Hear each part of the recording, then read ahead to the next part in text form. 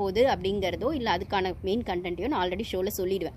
So என்னோட videos அதனால் கொஞ்சம் லென்த்தியாகவும் இருக்கும். உள்ள கண்டிப்பாக லைவ்க்கான அப்டேட்ஸ் கண்டிப்பாக அதில் இருக்கும். அப்படின்னும் போது முன்னாடி பின்னாடி இருக்கிற விஷயங்களில் தான் நான் முன்னாடியே சொல்லிடுவேன். அந்த நடுவில் கொஞ்சம் பக்கத்தை காணோம் அப்படிங்கிற மாதிரி தான் 1 hour எபிசோடு வருது. ஸோ அது ஆல்ரெடி என்னோட வீடியோஸ் பார்க்குறவங்களுக்கு தெரிஞ்சிடும் இதுதான் நடந்துச்சுன்னு. ஸோ ஃபேர் அண்ட் ஃபேர் அப்படிங்கிறதுக்குள்ளே நான் சொல்லலை.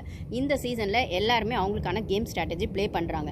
இதில் கேம் ஸ்ட்ராட்டஜின்னு ப்ளே பண்ணுற பாரு மட்டும் தப்பான்றது மட்டும்தான் என்னோட கொஸ்டின். மற்றவங்களாம் ஃபன்னுன்னு சொல்லிட்டு ஒரு ஸ்ட்ராட்டஜி ப்ளே பண்ணால் நான் ஸ்ட்ராட்டஜி தான் பண்ணுறேன்னு ஸ்ட்ரைட்டாக அடிச்சு ஆடுற பொண்ணு அந்த பொண்ணு தப்பா அப்படிங்கிறது தான் என்னோட கேள்வியாக இருக்குது. ஸோ அப்போ பாரு சரியாக ஆடுறாங்களா அப்படின்னு கேட்டால் அவங்ககிட்டயும் மிஸ்டேக்ஸ் இருக்குது.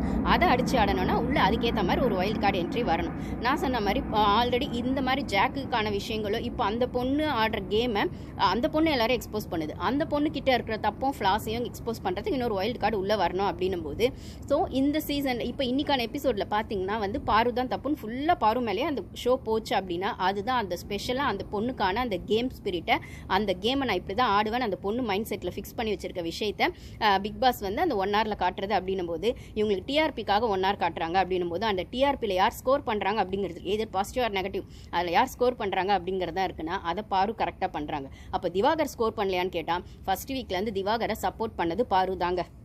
உங்களுக்கு 1 hourலாம் எதுவுமே காட்டலை. திவாகரை உட்கார வச்சு அடின்னு எல்லாரும் அடிப்பாங்க. இப்போ சப்போர்ட் பண்ணுற கமருதீன் ஆகட்டும், வினோத் ஆகட்டும், சபரி ஆகட்டும், கனி ஆகட்டும் எல்லாருமே அடின்னு அடிப்பாங்க.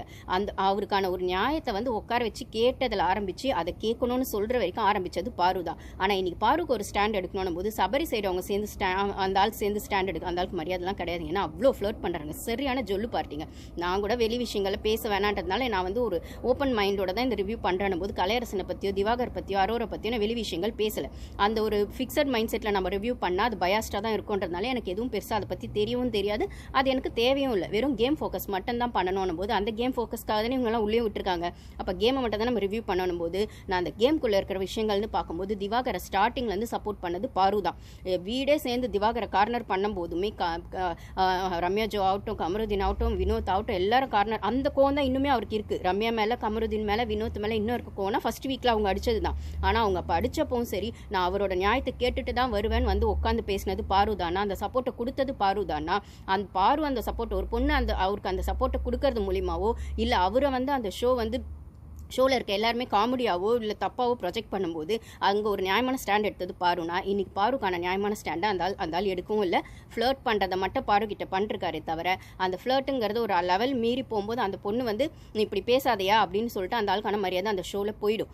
ஆனால் அந்த பொண்ணு ரொம்ப டீசெண்டாக ஜென்யூனாக என்ன அண்ணன் கூப்பிட்டேன் இப்படி பண்ணுறேன், அண்ணன் கூப்பிட்டேன் அப்படி பண்ணுறேன்னு சிரிச்சுக்கிட்டே பண்ணுது. ஒருவேளை அந்த ஆள் ஃப்ளர்ட் பண்ணும்போது இவங்க எஸ்ன்னு சொல்லி